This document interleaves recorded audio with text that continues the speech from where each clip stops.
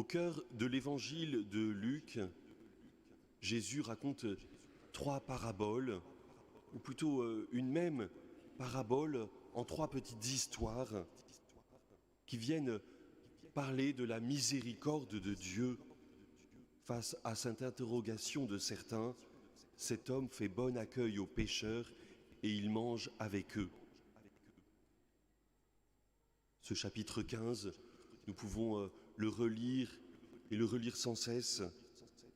Quelles belles images que le Christ nous donne du Père.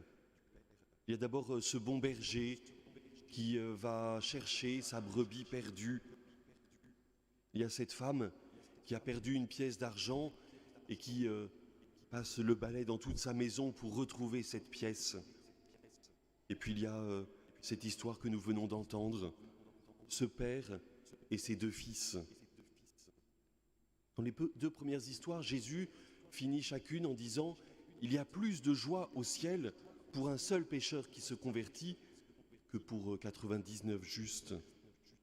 Les anges du ciel se réjouissent pour la conversion de ce pécheur. » Et là, dans cette histoire, Jésus ne finit pas avec cette invitation à entrer dans la joie du ciel. C'est vrai qu'il manque comme une fin à cette histoire que Jésus raconte. Comment ces 2 fils entrent dans la joie du Père? Il y a un banquet qui est préparé, le veau gras qui est tué, il y a de la musique et des danses, et nous ne savons pas si cela réjouit profondément le cœur du fils cadet et comment le fils aîné, après l'invitation du Père à entrer dans cette fête, que va-t-il faire? Alors qu'aujourd'hui nous fêtons le dimanche de la joie, nous aurions pu avoir une belle fin à cette histoire, et le Père se réjouit avec la présence de ses 2 fils. Et ces 2 fils se réjouissent de se retrouver ensemble unis par leur Père. Happy End, qui n'est pas présent dans la parabole que Jésus raconte. Nous invitant peut-être chacun aussi à nous positionner, à inventer peut-être la suite de l'histoire, mais à savoir aussi comment chacun d'entre nous, dans notre liberté, nous accueillons cette invitation du Père à nous réjouir. Le Père insiste par 2 fois, « Mon fils que voilà était mort et il est revenu à la vie, il était perdu et il est retrouvé. » Si nous mettons ça dans la bouche de Dieu le Père, il y a peut-être quelque chose qui concerne la résurrection du Christ. Mon fils que voilà était mort et il est revenu à la vie. Entrer dans cette joie du Père parce que le Fils, son Fils, a vaincu la mort.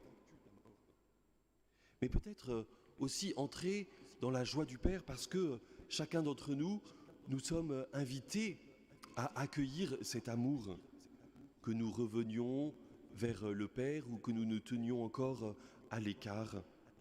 Le Père vient à la rencontre de chacun de ses 2 fils. Il aperçoit son fils cadet qui revient de loin. Il court se jeter à son cou et le couvre de baisers.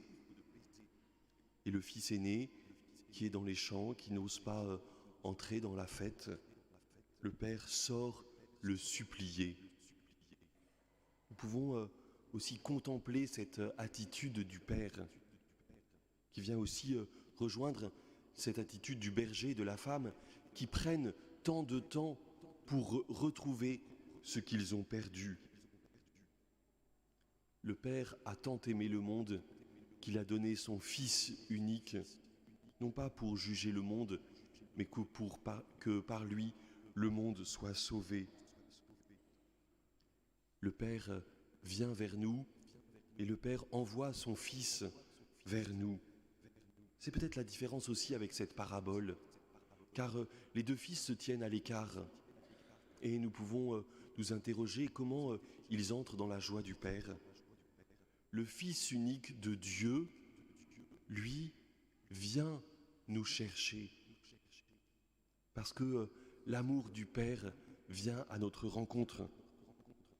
Mais il n'y a pas que le Fils, il y a aussi le Père et l'Esprit Saint qui viennent avec lui. Car le Christ, le Fils unique, ne veut que nous remettre en communion avec son Père et notre Père, avec son Dieu et notre Dieu.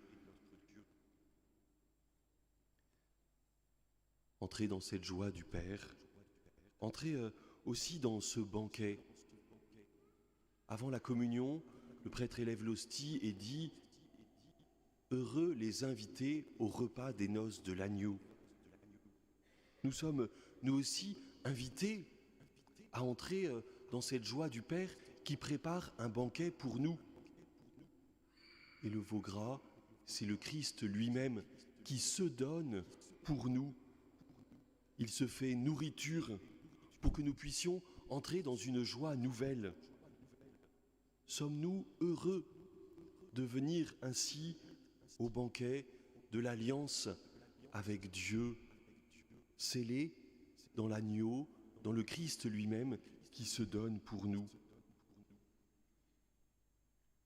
Quand Jésus raconte cette histoire, il invite chacun à se placer et se positionner. Peut-être que nous aussi, cela évoque des choses particulières dans notre famille.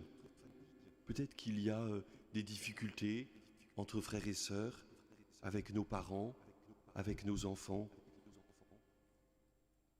Il s'agit pour chacun d'entre nous de vivre de cette miséricorde du Père du ciel qui se jette au cou de celui qui revient, qui va chercher ce qui est loin.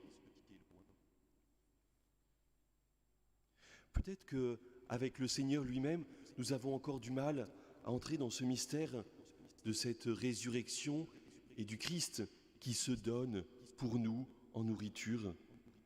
Venez, heureux êtes-vous, mangeons et festoyons au banquet des noces de l'agneau. Peut-être que cette Eucharistie et chaque Eucharistie nous invite à entrer dans ce mystère de joie avec le Père, par le Fils, dans l'Esprit. Peut-être que nous pouvons aussi présenter au Père nos familles et nos tensions familiales. Et puis, peut-être que nous avons aussi à nous réjouir de la présence de chacun dans cette assemblée.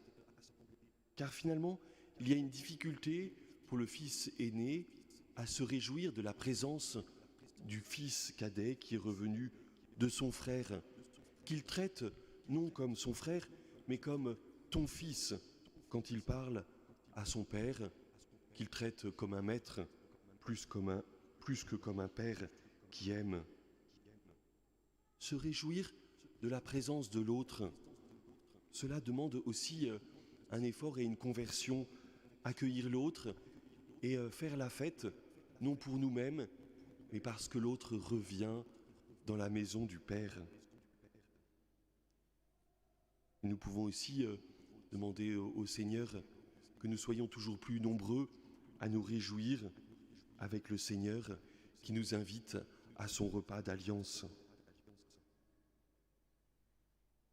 Alors frères et sœurs, ensemble, présentons au Seigneur nos familles, notre Église aussi, avec quelquefois ces tensions et ces difficultés, pour entrer dans cette joie du Père, cette joie inconditionnelle envers tous.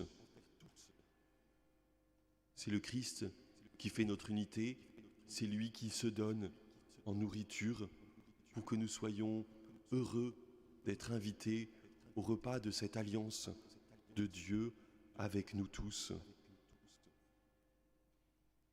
Oui, c'est la vie que le Seigneur veut avec chacun. Heureux sommes-nous d'être invités au repas des noces de l'agneau. Amen.